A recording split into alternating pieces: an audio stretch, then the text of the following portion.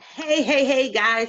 Altavis Pelzy here, your voice manager, and I'm super excited to come with you with this series. This series, the Boys to Men series, we've been literally going and talking to 13 influential men who are, powerhouses in their own rights, in their own industries, but they have a story to tell. And I think that's one of the most important pieces of this is that their story is one that many of you can resonate with, many of you can understand, or some of you have actually lived it. So with that being said, I'm super excited about the next guest that's coming on. Hey, Ya Jaketted, how are you? What's going on, Mighty Lioness? What is going on? I'm excited. Look, I'm excited. Oh, the mighty lion is here. So Yeah. a little bit about yourself, and then we'll dive into today's topic. Well, let's get straight into it. I am a motivational artist, and what I love to do is help men unleash the inner lion that lives inside of them. Really what that means is I have broken down the abbreviation LION, which stands for legacy, integrity, overcomer, and never settles. I pretty much help men stay focused on their calling and their goals and really turn cheetah men into lions, pretty much in layman's terms, keep men to keep their penis in their pants. Definitely something that needs to be discussed. So with that being said, what is a dad story or a father story that has really impacted your business? I would say the major story that has impacted my business as a dad story is, I would have to say, my own. Like my journey of fatherhood and how fatherhood helped change the dynamic of me and my wife, and how fatherhood has changed the dynamic of my life and how it has given me a new focus and a new purpose. So I would say it's my story. Me being a father has been the biggest impact in my life. Now that takes us to another point, because a lot of times it's an interesting transition when you go from, worrying about yourself, to Exactly. now you have this other life to worry about and to kind of plan things for and think about. So what did that transition look like for you? That transition for me, my wife would testify, that was the scariest thing I ever experienced in my life.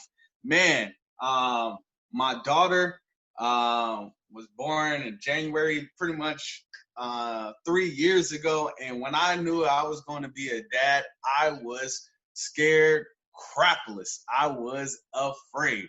And with me being afraid, it was really based upon I didn't have a lot of father figures or people to look to in my life. I was blessed to have my dad that I have, but I didn't have a lot of male role models around me. And me being a father, even though me and my wife were trying to have kids, me knowing that I was going to be a father, it scared the Jesus out of me. And then to know that it was going to be a girl too, oh my goodness.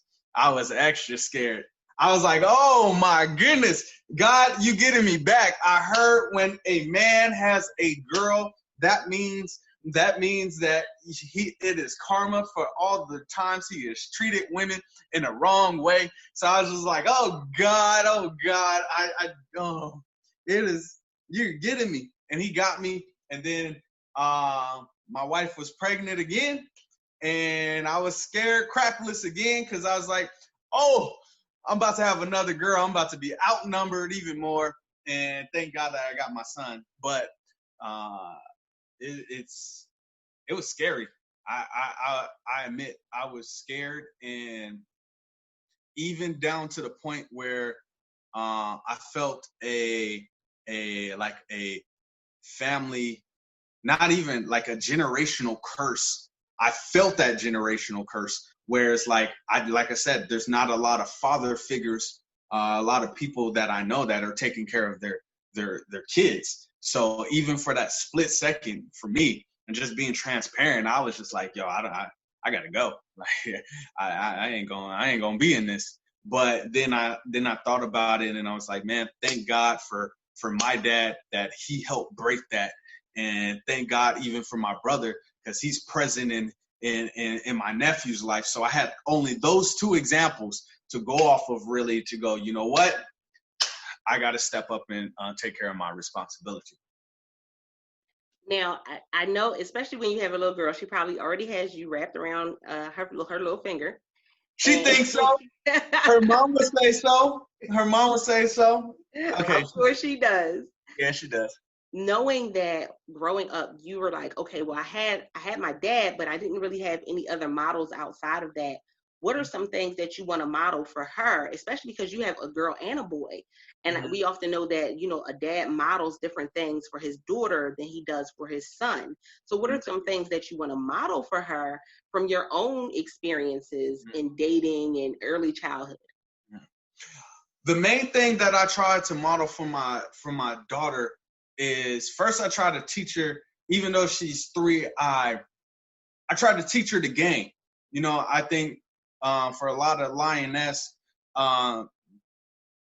y'all don't know the game, and all of a sudden you get trapped into going off of what a man says and not really by his actions, and then all of a sudden your heart's broken and stuff like that. So what I really try to model with my daughter is don't just go by off of what I say, you know. Don't just do what I say, but watch what I do. And that's pretty much the model that I live by. And with that, my daughter has taken hold of that. And she actually, at 3 years old, holds me accountable and be like, yo, daddy, you said you were going to do this. Why aren't you doing that? And then me, being the lion that I am, I got to walk with my integrity and be like, yeah, you know what? I did say that. Let's go get this. Let's go get this ice cream. Or I said I was gonna. I said let's do X, Y, and Z. So that's really the whole thing right now that I'm modeling from, that my daughter, I want her to grasp is, don't just go off of what a man says, but his actions. And what I'm really trying to do, I'm trying to have that bar high for her. So when old boy comes up in, when old boy comes in, she just be like, no, that's not how my daddy operates. You know what I'm saying? My daddy respected my body. You know, my daddy didn't talk to me in a certain manner. No, my daddy didn't yell at me like that, you know, or he didn't put his hands on me like that. So that's pretty much what I'm trying to do for my daughter. Okay, so now what's going to be the model for the son? That deep breath, though. For my son, it's really been a model of, man, with my son, I would say my son has my daughter has softened my heart.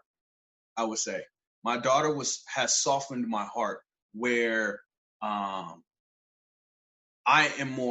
have more empathy, you know, and it spills out to my daughter, it spills out to my wife, and into my son, where I used to be a little rugged, like, man, like, get up, like, stop complaining, like, you know, and I used to say more harsh words, and I realized with my daughter, like, hey, you're breaking her spirit, like, you're breaking her down, and then she's going to allow some other man to talk to her like that.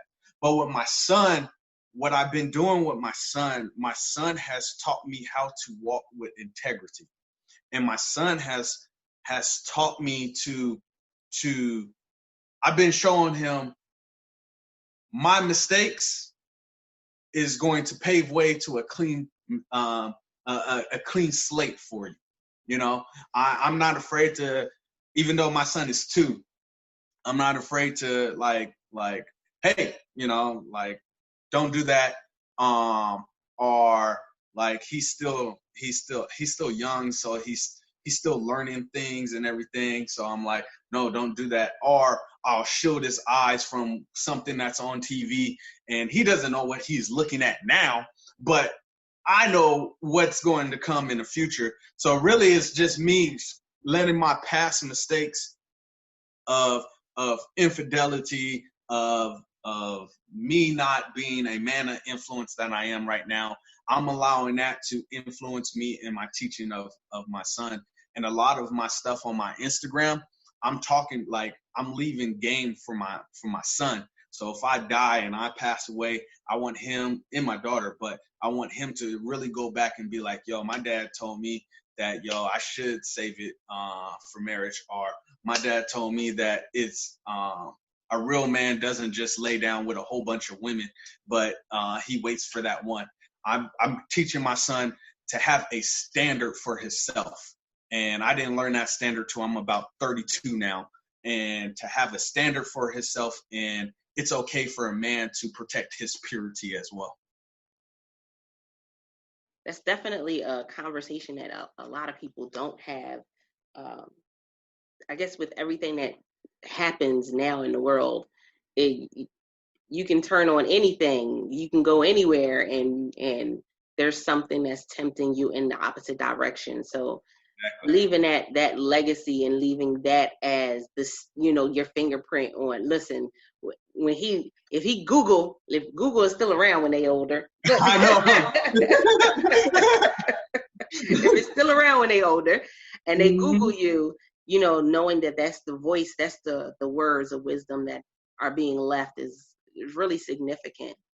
Yes. When we think about that dad story and we think about, what it is that we're leaving for our children. I know we often say, everybody talks about legacy being the money, legacy being the house, but legacy is so much more. Legacy is, how did you treat people? How did you, what did you do to make the impact in the world? And so I know I've been following you for quite some time. So I know, we go back since Periscope days. Periscope days, I know. when I was new to the game. But I've definitely seen your message be a significant one that's not being heard, everywhere. That's not being, talked about on a regular basis. So I applaud you for that, because it does take, it takes a certain level of humility to be able to come forward and be transparent about your story and about what you've been through. And so with that being said, though, I want to finish it off with this last question, because a lot of men, when it comes to being transparent about what they've been through, even especially when they've been in the wrong, that's a very hard thing. So can you just hit on how you were able to go through that experience to, going through what you went through, seeing that, okay, I stepped out of bounds. I made a wrong decision, but now I'm going to go back and have this conversation because I know it can help somebody else.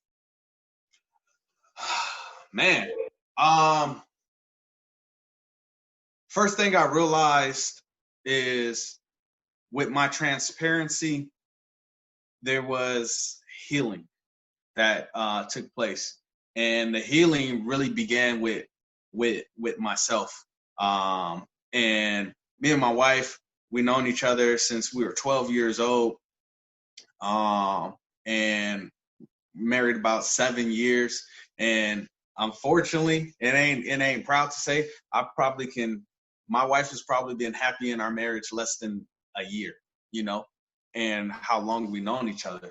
And my transparency has helped me out to be the better man that I am. And a lot of men are afraid to be transparent, and it's because of pride. We let our pride get in the way. And when we let our pride get in the way, it stops the healing portion. And once I started to become transparent, I started to feel a little different.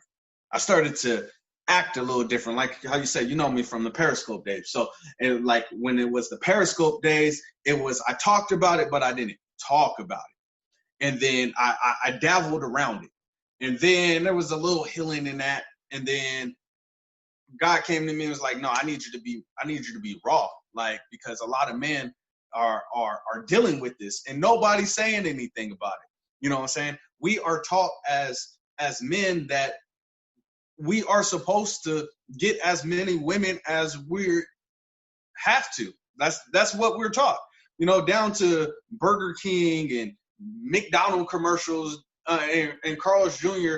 Having a girl half naked eating a burger. Like, it's supposed to be focused on the burger, but now you want the burger because you're like, dang, man, you see that, man, like, you know.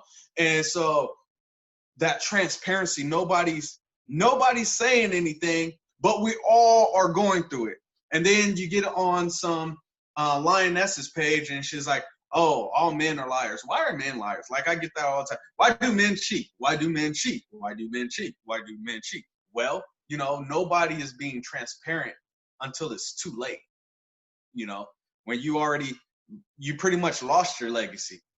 For me, I was fortunate enough that God spoke to my wife through my friends, and she decided to stay with me instead of leaving.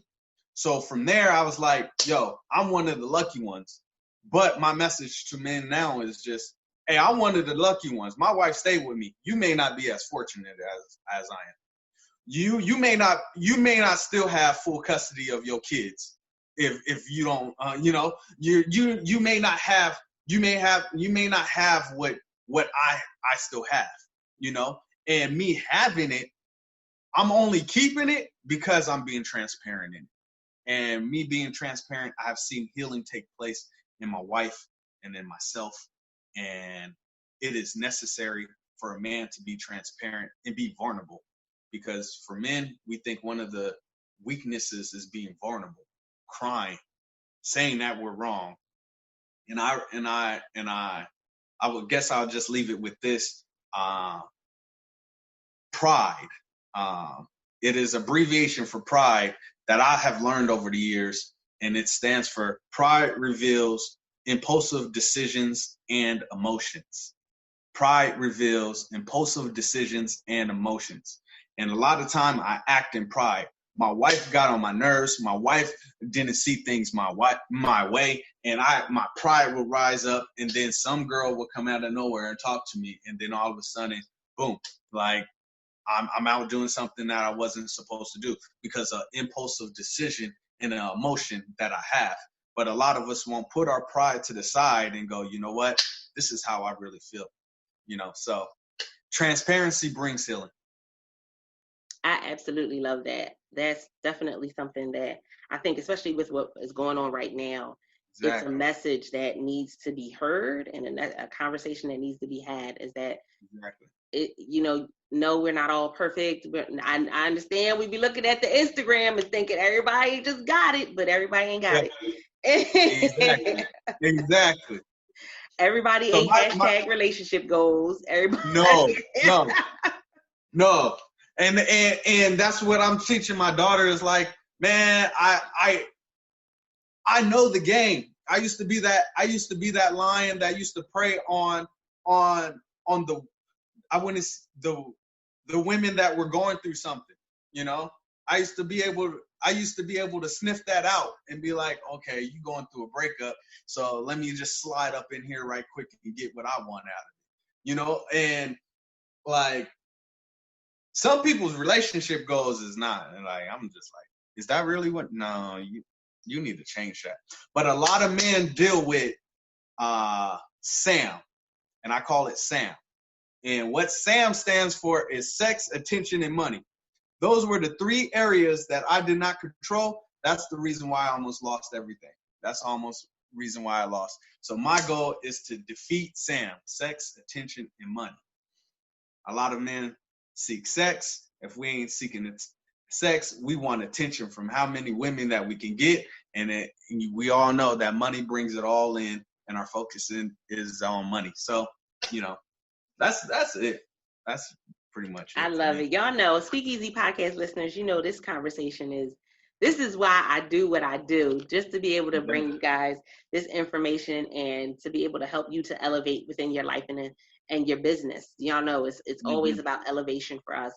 With that being said, Ya Jaketted, tell them how they can connect with you and where they can find you at online. Y'all can find me on one platform. I don't really use YouTube or anything like that. I got to get on it.